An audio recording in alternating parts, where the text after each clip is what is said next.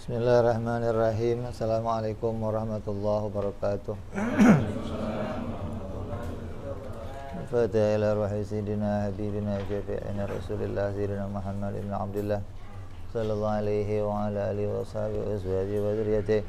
Inna Allah ya'li darajatihim bil jannah wa yanfa'una bi asrarihim wa anwarihim wa ulumihim wa fatihim barakatihim في الدين والدنيا والآخرة وجعلنا من حزبهم يرزقنا محبتهم ويتوفنا على ملتهم ويشرنا في زمرتهم بالعافية وسلامة لهم الفاتحة. أعوذ بالله من الشيطان الرجيم. بسم الله الرحمن الرحيم. الحمد لله رب العالمين الرحمن الرحيم مالك يوم الدين. إياك نعبد وإياك نستعين اهدنا الصراط المستقيم صراط الذين أنعمت عليهم غير المغضوب عليهم ولا الضالين. بسم الله الرحمن الرحيم. نويت تعلم وتعليم وتذكر وتذكر والنفع والاندفاع والإفادة والاستفادة والعزة على التمسك بكتاب الله وسنة رسول الله صلى الله عليه وسلم ودعاء إلى الهدى والدلالة على الخير ابتغاء مرضاته وقربه وثوابه وحسن الخاتمة مع اللطف والعافية وصلاح العاقبة. Bismillahirrahmanirrahim. Alhamdulillahirabbil alamin. Wassalatu wassalamu ala asyrafil anbiya'i wal mursalin Sayyidina wa habibina wa syafi'ina wa maulana Muhammadin wa ala alihi wa sahbihi ajma'in. Amma ba'du. Qala musanniful kitab Hadratus Syekh Habibul Imam rahimahullahu wa nafa'ana bihi wa bi'ulumihi fid darain. Allahumma aftah qulubana futuhal arifin wa bihidmatika wansur alaina birahmatika ya arhamar rahimin. Ila anqal.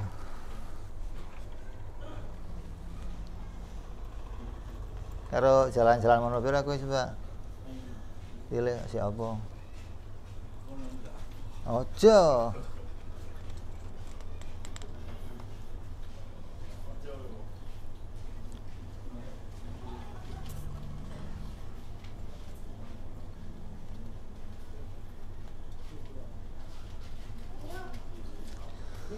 masih pembahasan tentang cabang-cabang keimanan.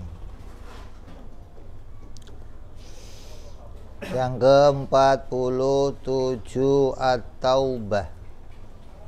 Allah berfirman, ya ayyuhalladzina amanu tubu ilallahi taubatan nasuha. Hei orang-orang yang beriman, bertaubatlah kepada Allah dengan taubatan nasuha. Artinya dengan taubat yang sebenar-benarnya taubat. Maksudnya taubat yang benar itu bukan taubat sambel gitu loh. Kamu tahu taubat sambel tahu? Tomat. Tomat. Jadi taubat nasuha itu taubat yang betul-betul tujuannya karena Allah, tidak ada terbersit di hatinya lagi untuk kembali melakukannya gitu loh. Itu taubatan nasuha. Orang yang bertaubat dari dosa-dosa yang seperti itu, maka dia tidak pernah melakukan dosa lagi. Terus maka dia dihitung sebagai orang yang seakan-akan tidak pernah berdosa. Sama aja dosanya nggak ada, nggak nampak. Dosa yang dia maksiati kemarin setelah ditaubatin, dan taubat dengan taubat nasuha yang nggak kembali lagi, sama saja seperti dia belum pernah ngelakuin maksiat. Dibersihkan oleh Allah sebersih-bersihnya. Maka orang yang di hatinya ketika taubat sampai mau taubatan nasuha, maka telah tumbuh iman di hatinya. Tapi kalau kayak kita ya masih remeng-remeng lah. Asal tobat, ya Allah tobat, besok balik lagi. Tobat ya Allah tobat, besok ngambuh lagi. Tobat lagi. Yang begitu gimana? Baru punya bibit iman, belum punya cabang iman. Cabang imannya belum numbuh, baru punya apa? Bibit. Untung punya bibit loh. Kalau nggak punya bibit, kagak tobat-tobat aja udah. Walah mikirin tobat, mikirin apa? Maksiat jalan terus. Tapi kalau sudah ada tobatnya, maksiat, tobat, maksiat, di hati nyesel, masih punya bibit, tapi belum tumbuh cabangnya. Ketika cabangnya tumbuh, bagaimana? Dia akan taubatan nasuha, nggak mengulang lagi, menggantinya dengan yang lain, yang lebih baik. Terus 48 berkorban dan berakikoh. Ini termasuk pula cabang-cabang iman. Keterangan lengkapnya bisa dibaca dalam kitab-kitab fikih. Yang dikatakan oleh Nabi SAW, siapa yang punya kemampuan tapi dia tidak mau berkorban, jangan dekat musola kami. Nanti Nabi menekankan orang yang punya harta untuk berkorban. Ketika kamu kok punya harta, di hati kamu kok, oh saya tahun ini pengen berkorban ya Allah, karena perintahmu ya Allah, maka tumbuh cabang-cabang iman di hati kamu. Jadi kalau duitnya ada, gampang lah, yang lain udah banyak inilah. Itu namanya nggak numbuh apa-apa di hati kamu gitu loh. Begitu pula dengan akikoh. Akikah itu kan apa? Memotong kambing pada saat kelahiran seorang anak, tanda sebagai bentuk apa? Syukur kepada Allah telah memberikan sesuatu kepada kita, maka kita apa? Melakukan amal yang kemudian kita bagikan kepada orang semuanya sebagai tanda gembiranya kita atas apa yang diberikan oleh Allah. Maka orang yang rela melakukan akikoh termasuk orang-orang yang telah menumbuhkan cabang-cabang keimanan di dalam hatinya. Biaya operasinya aja udah mahal, biaya ini mahal, pakai akikah segala duit dari mana? Oh ya udah nggak apa-apa lalu atur lu aja lah kalau nggak punya. Tapi kalau orang itu betul-betul ini perintah Allah, anak itu ingin saya harapkan kebaikannya, maka kalau anak nggak diakikohin sama kayak anak yang digadai, punya kita tapi nggak bisa kita ambil keuntungannya. Terus gimana? Biar jadi milik kita sepenuhnya ya harus ditebus. Nebusnya pakai apa? Ya pakai kaki koh. Kata kiai-kiai, dulu perasaan nggak rame loh Bib, cerita akikoh itu Bib ya. Sekarang aja orang rame bicara akikoh. Itu karena semaraknya mulai muncul penjual-penjual kambing. Maka iklannya mulai menyebar, akikah dibesar-besarkan sekarang pokoknya akikah. Jadi berapa ukurannya akikah, berapa ukuran kurban itu bisa dibahas dalam kitab fikih. Terus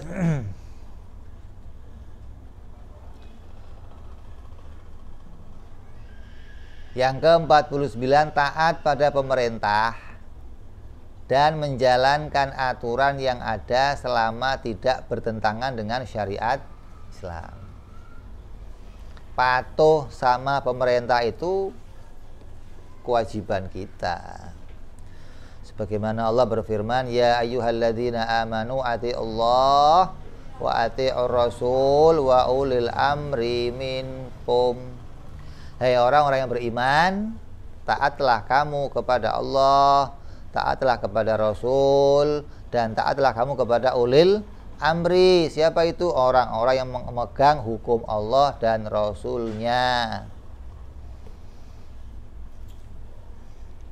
Artinya pemerintah yang sah, yang dipilih oleh masyarakat, yang dipilih oleh negara langsung, maka itu adalah ulil amri, selagi mereka tidak melakukan kedzaliman. Maksudnya kedzaliman adalah melangkah keluar dari perintah syariah. Selagi nggak melangkah seperti itu, maka kita wajib mengikutinya. Yang dimaksud dengan ulil amri dalam ayat ini adalah ulama akhirat.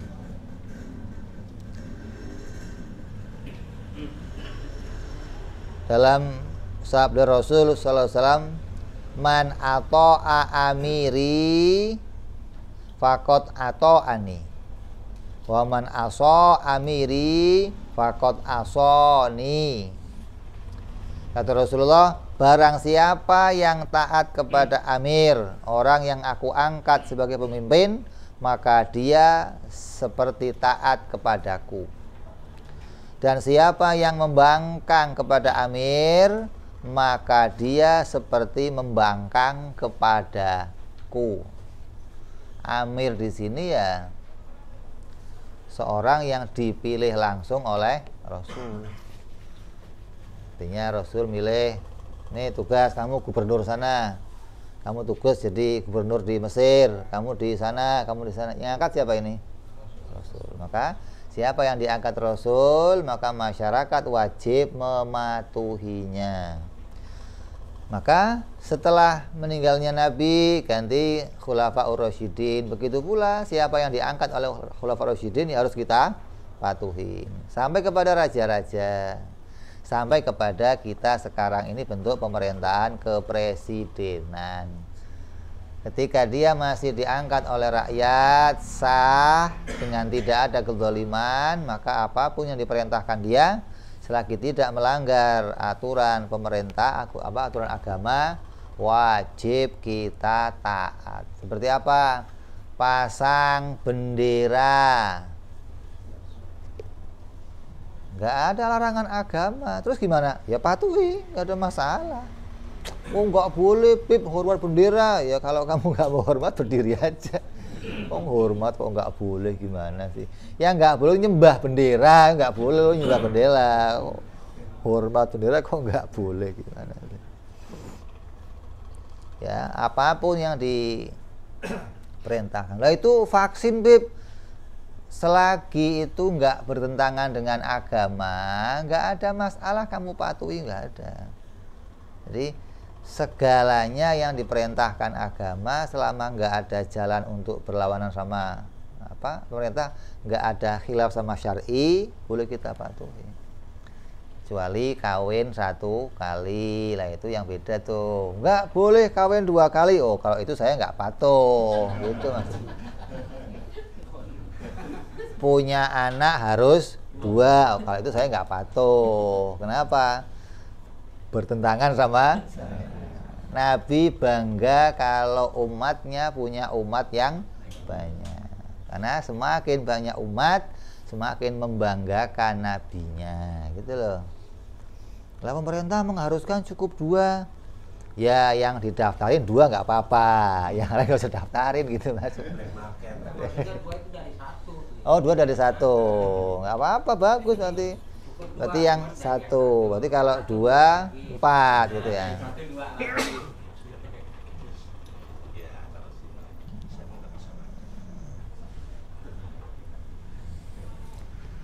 Jadi apapun perintahnya boleh kita ikuti selagi tidak bertentangan sama syariah.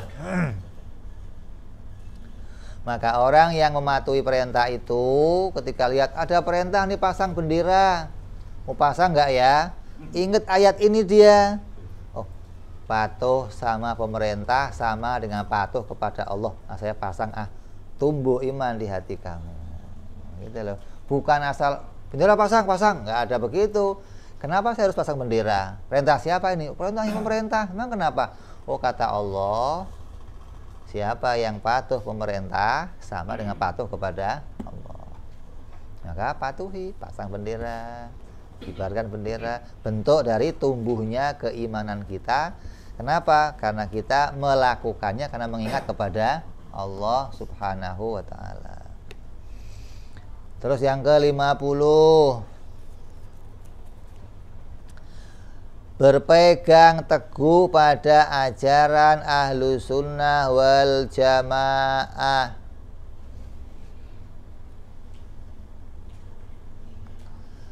Jangan keluar dari apa yang telah disepakati oleh para ulama. Allah Subhanahu wa ta'ala berfirman, wa'tasimu bihablillahi jami'an wa la tafarraqu.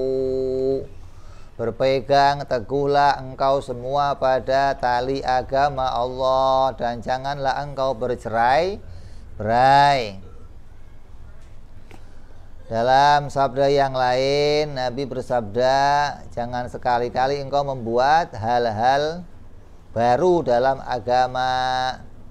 La yahillu dammu mri'in muslimin illa bi ihda salas.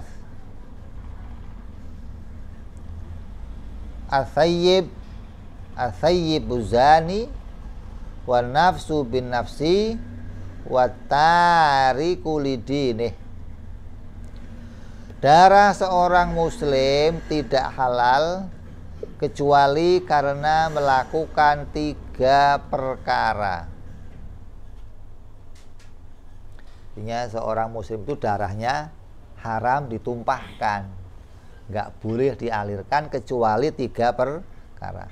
Orang yang sudah pernah menikah secara halal terus dia melakukan zina, namanya apa? Muhson. Maka dia dihukum rajam. Darah yang keluar, darah yang diperbolehkan, bukan haram mengeluarkannya. Terus yang kedua,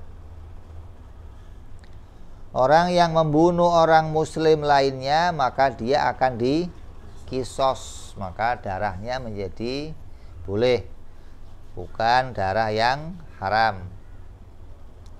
Terus orang yang keluar dari agama Islam maka dia akan dibunuh oleh pemerintah yang pemerintah pada masa itu, pemerintah Islam maksudnya.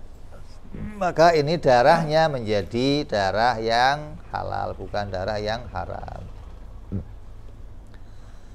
Nabi SAW bersabda,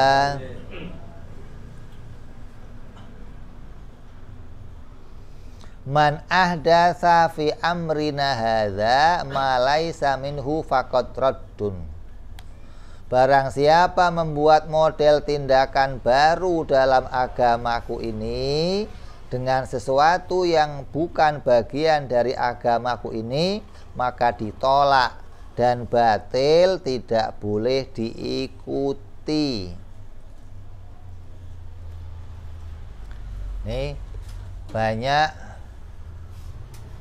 orang tertipu dengan hadis ini. Banyak orang kemudian melencengkan hadis ini, sama dengan hadis kullu bid'atin dholalah wa kullu dholalatin finnar. Setiap perkara yang bid'ah itu dholalah, dan orang yang dholalah itu masuk dalam neraka.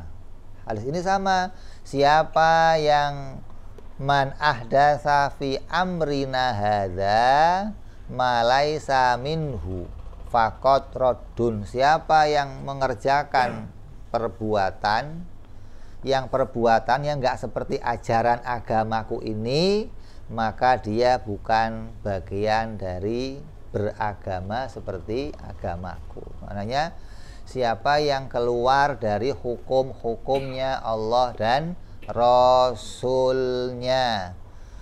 Apa sih yang namanya bid'ah? Bid'ah itu apa? Hah? Perkara baru. Kita perkara baru. Kita bid'ah dong. Ente baru. Ini bid'ah juga dong. Perkara baru. Alam hudusul alam semua.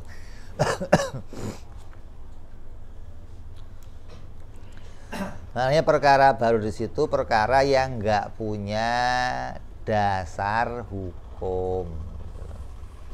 Semua perkara apapun yang nggak punya landasan hukum dari Nabi, dari Quran, maka itu disebut bid'ah. Nah, bid'ah itu nggak terus selalu jadinya dolalah gitu loh. Bid'ah itu juga ada bid'ah yang baik. Perkara yang baru itu enggak semua perkara baru itu jelek gitu loh. Ada perkara baru yang baik. Malah ada perkara baru yang wajib dikerjakan. Ada perkara baru yang sunnah dikerjakan. Ada perkara baru yang makruh dikerjakan. Ada perkara baru yang haram dikerjakan. Dan ada perkara baru yang mubah dikerjakan. Semua hukum kembali kepada 5 dasarnya. Bisa jadi wajib, bisa sunnah, bisa haram, bisa makruh, bisa mubah. Apa diantaranya bid'ah yang wajib? Perkara baru yang enggak terjadi pada zaman Nabi, tapi wajib dilakukan di zaman sahabat. Apa diantaranya? Menulis Al-Quran itu wajib dilakukan. Di zaman Nabi nggak ada penyusunan Al-Quran 30 juz, nggak ada di zaman Nabi. Kalau penulisan Al-Quran, ya setiap ayat Quran yang turun Nabi mewajibkan untuk menulisnya. Lalu tulisan yang terpisah-pisah itu kemudian dikumpulkan oleh para sahabat, disatukan menjadi mushaf, menjadi bentuk Al-Quran, menjadi bentuk kitab. Nah, pembuatan kitab ini hukumnya apa? Wajib. Kenapa wajib? Kalau enggak dibukukan berarti orang harus mengandalkan hafalan. Sementara orangnya kayak ente. Kapan baca Qur'annya kalau begitu?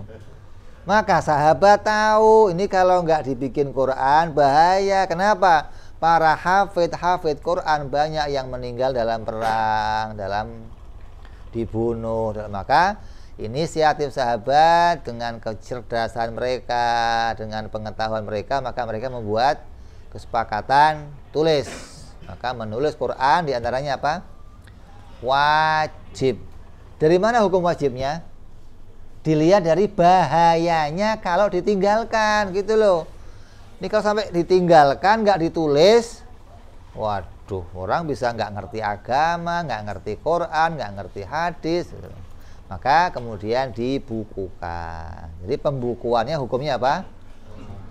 Bid'ah yang wajib gitu loh. Nggak ada perintah di zaman Nabi bukukan, tapi dasar hukumnya ada. Apa dasar hukumnya? Menulis Al-Quran. Nabi sudah perintah, asal ayat turun tulis, ayat turun tulis. Zaman nggak ada perintah dibukukan. Berarti ketika membukukan kan nggak melanggar. Wong dasar menulisnya sudah, ya gitu loh. Sama dengan hadis. Zaman Nabi hadis dilarang ditulis. Maksudnya apa? Karena untuk membedakan mana Quran, mana hadis.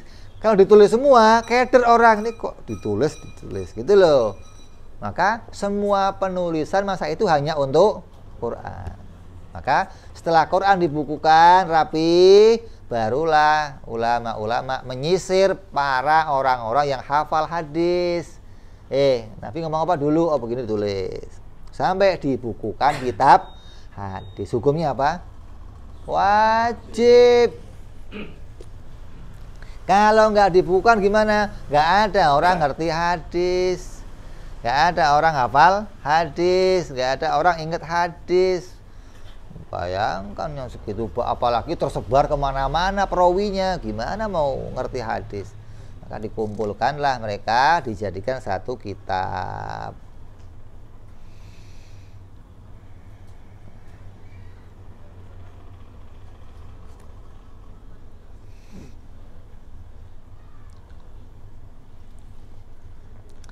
Terus apa lagi bid'ah yang wajib?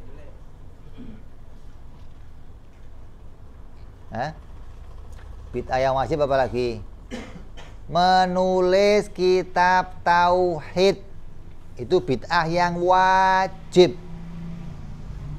Kenapa? Kalau kitab tauhid nggak ditulis, banyak orang jadi Wahabi, Mu'tazilah, Salafi, Syiah, Murji'ah, Mujassimah, Qadariyah, Khusyuwiyah.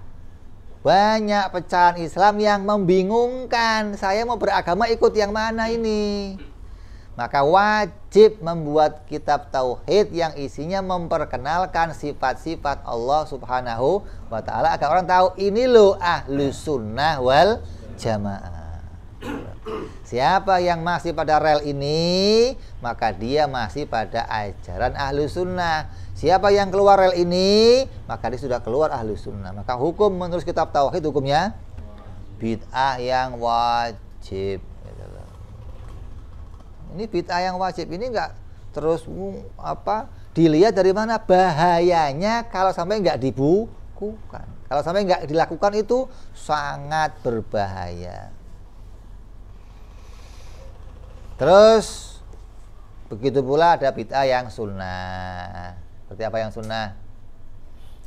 Bangun pondok pesantren, bangun tempat panti asuhan, bangun majelis taklim. Ada lagi bid'ah yang makruh apa?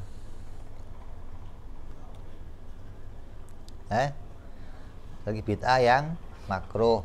Kalau bid'ah yang haram, ya tadi nambahin rakaat sholat duhur jadi 5. Itu bid'ah yang haram.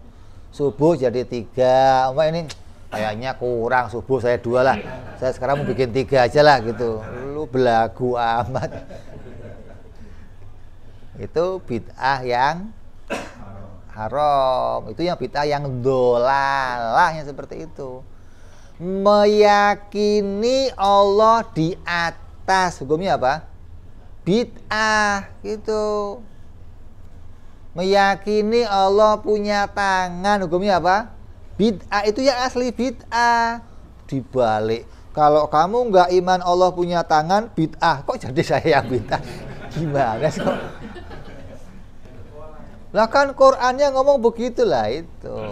Untung ada kitab tauhid yang diajarkan para aslafun soleh, dari mulai Imam Abu Hasan Al-Asy'ari terus ke bawah hingga mereka punya pedoman tentang bagaimana mengimani Allah, mengimani para rasul alaihimussalatu wassalam.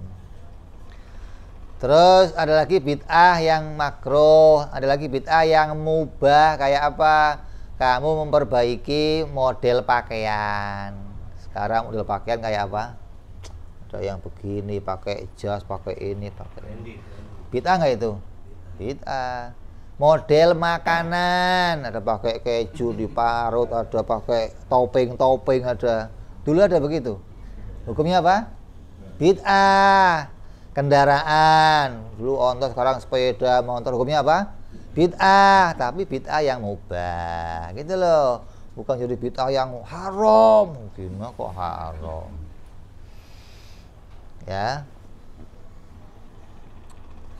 Terus seperti mengarak mushaf, kitab maulid Nabi, membuat kitab maulid, nulis kitab maulid, mengarak kitab, atau mengarak seseorang seperti saat mengarak Rasulullah SAW. maka hal itu batil, bukan ajaran agama Islam karena mirip perilaku orang-orang Cina. Berbeda jika dilakukan di Mekah atau Madinah, maka tidak berbahaya karena tidak ada unsur keserupaan dengan orang-orang kafir. Artinya ada yang namanya apa? Memuliakan dengan cara budaya setempat, tradisi loh. Oh, di kampung saya punya tradisi begini, di kampung ono punya tradisi begini. Maka tradisi-tradisi yang ada di Jawa ini itu semua sudah dibersihkan sama wali. Semua tradisi yang bertentangan dengan syariah Islam sudah dibersihkan, hingga sisanya tradisi yang masih layak untuk kita ikuti, hingga nggak termasuk bagian dari perkara-perkara yang bid'ah yang sampai membawa kita kepada keharuman. Dulu ada yang namanya nyadran,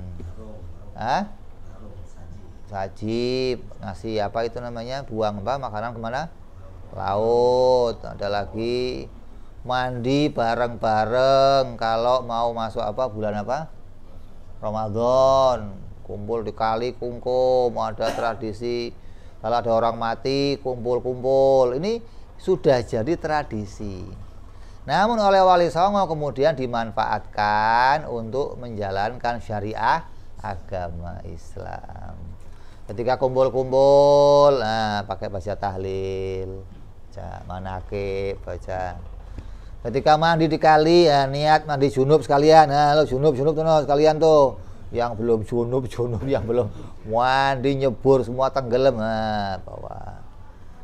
Maka itu jadinya bukan menjadi hal yang bid'ah dholalah ketika bisa diarahkan kepada sesuatu yang bermanfaat untuk keagamaan.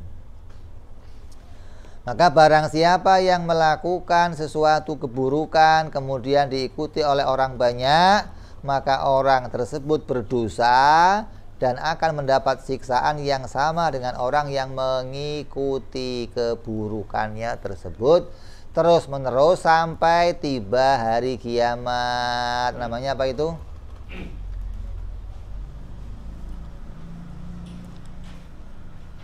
Namanya apa? Bukan, namanya dosa jariyah gitu loh.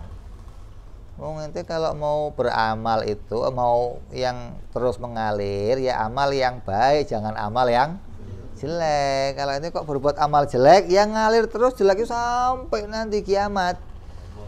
Kamu yang menuai apa? Yang menuai apa? Yang sebagai porosnya pengikut kamu yang banyak itu, semua dosanya nggak dikurangi sama sekali untuk kamu. Satu orang melakukan satu kejahatan, diikuti orang lain, maka yang ikuti ini berdosa. Dan dosa yang sama juga untuk yang mengawali, diikuti lagi oleh yang lain, yang ngikutin dosa. Dosanya juga dikasih terus sama ini, tanpa dikurangi. Maka begitu pula kepada kebaikan. Maka kata Nabi, siapa yang memulai sesuatu yang baik, gitu dong, jangan yang buruk aja. Siapa yang memulai sesuatu yang baik, maka dia akan mendapatkan pahala terus apabila kebaikan itu diikuti oleh orang lain sampai nanti hari kiamat.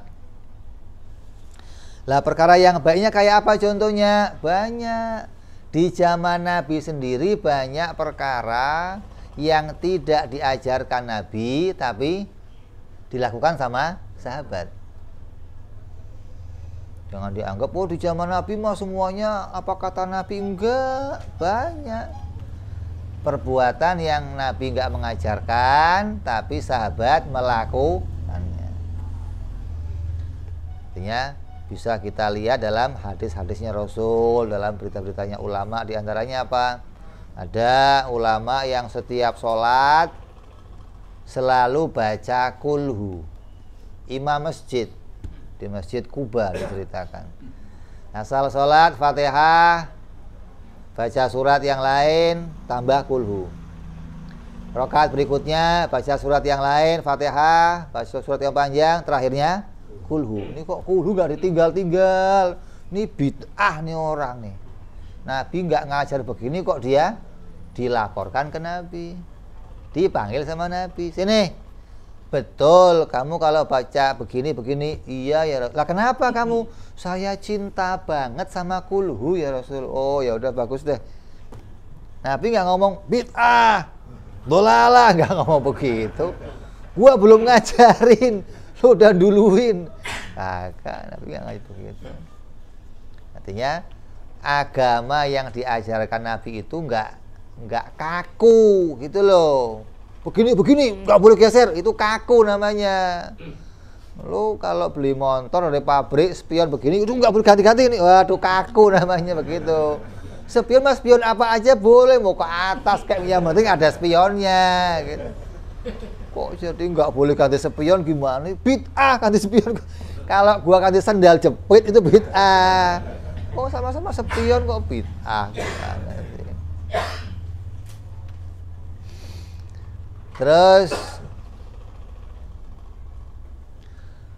sebagaimana Al-Quran menyebutkan man yashfa' syafa'atan hasanatan yakun lahu nasibum minha wa man yashfa' syafa'atan sayyi'atan yakun lahu kiflun minha. Barang siapa yang memberikan syafaat yang baik, niscaya dia akan memperoleh pahala yang baik darinya. Dan barang siapa memberikan syafaat yang buruk, niscaya ia akan memikul kebahagiaan dosa daripadanya. Artinya orang yang menuai mengajarkan keburukan, ya dia akan mendapatkan keburukan lagi. Siapa yang menuai kebaikan, maka dia akan menuai kebaikan lagi. Maka siapa orangnya yang kemudian di hatinya menerima berita-berita ajaran dari yang macam-macam, di hatinya ngomong, saya mau berpegang teguh sama ahlu sunnah aja lah, saya nggak mau ikut ajaran yang macam-macam. Maka orang yang hatinya begitu, muncul begitu, tumbuh iman di hatinya. Walaupun kelihatannya ini bagus, kembali ke Quran hadis, tinggalkan yang lain. Saya enggak, saya mau tetap pada ajaran ahlu sunnah wal jamaah. Saya mau ikut ulama, saya mau ikut para imam Syafi'i, Imam Hanafi, Hambali. Maka di hatinya tumbuh cabang-cabang keimanan.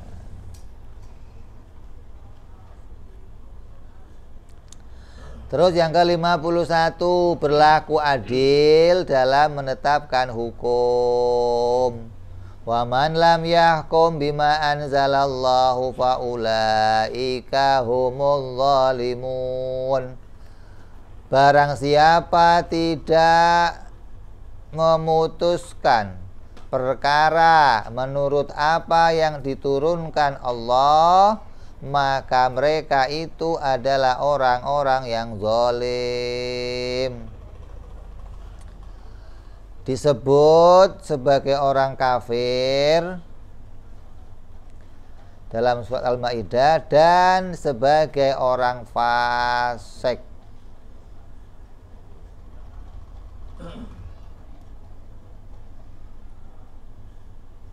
Artinya orang yang membuat suatu hukum atas keputusannya sendiri, nggak pakai ijma'nya ulama, nggak pakai hadis, nggak pakai Quran, nggak pakai qiyas, maka dia menjadi orang-orang yang keluar dari batas. Barang siapa yang tidak adil dalam menetapkan hukum, maka orang tersebut benar-benar akan mendapatkan murka Allah Subhanahu wa ta'ala.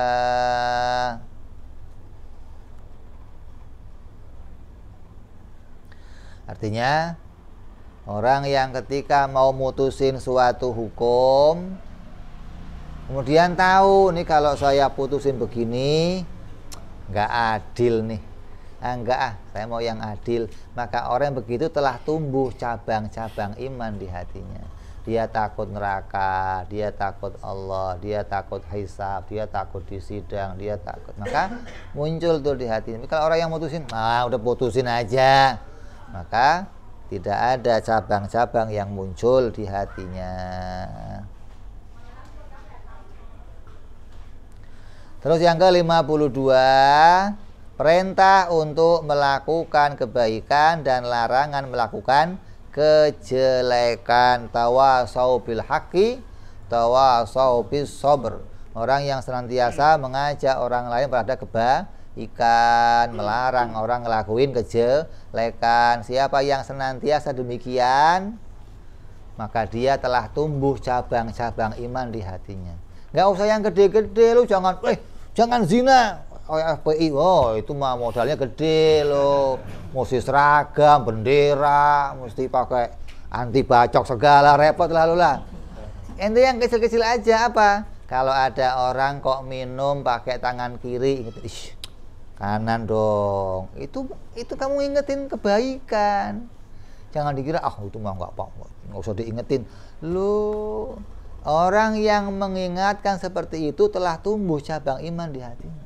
Tapi kok udah biarin aja, kamu nggak numbuh cabang iman di hati kamu. Jadi yang kecil-kecil itu perhatikan. Ada orang masuk kamar mandi, kiri dulu dong. Nah, keluar kanan dulu dong. Itu yang kecil begitu kamu perhatikan, kamu telah tumbuh cabang iman di hati kamu. Kenapa? Karena kamu ingin senantiasa melaksanakan perintahnya Allah, sunnahnya Rasulullah. Gitu. Maka kerjakan yang demikian sampai yang sekecil-kecilnya. Terus yang ke-53, kita sambung yang akan datang insya Allah. Mudah-mudahan hati kita senantiasa Allah tumbuhkan rasa iman, Allah tumbuhkan cabang-cabang yang lebat, Allah perindah iman kita, amal kita, hati kita, hingga menjadi orang-orang yang senantiasa takwa kepada Allah, taat kepada Allah, tunduk kepada Allah, senantiasa tawakal kepada Allah sampai akhir hayat kita. Amin ya rabbal ala hadhihi niyyah wa ala niyatin shalihah wa ila hadratin nabi. Al-Fatihah. A'udzu billahi minasyaitonir rajim. Bismillahirrahmanirrahim. Alhamdulillahi rabbil alamin arrahmanir rahim maliki yaumiddin. Iyyaka na'budu wa iyyaka nasta'in. Ihdinas siratal mustaqim. Siratal ladzina an'amta 'alaihim ghairil maghdubi 'alaihim waladdallin. Amin. Ya Rabbana tarafna wa anana asrafna la dha ashrafna fatub alaina tauba tawsil kulli hauba fastur lana aurati wa amin rawati waghfir li walidina rabbi wa mauludina wal ali wal ihwani wa sairil hillani wa kulli dhi mahabbah au jiratin au suhbah wal muslimina ajma'ina rabbi isma fadlan la biktisabi minna bil mustafa rasulina dhabi kulli suli salla wa sallam rabbi alaihi andal habbi wa alihi wa sahbihi idada tanzi suhbi walhamdulil ilahi bil badi wa tanahi subhana rabbika rabbil izzati amma yasifun salamun alal mursalin walhamdulillahi rabbil alamin. Assalamualaikum warahmatullahi wabarakatuh.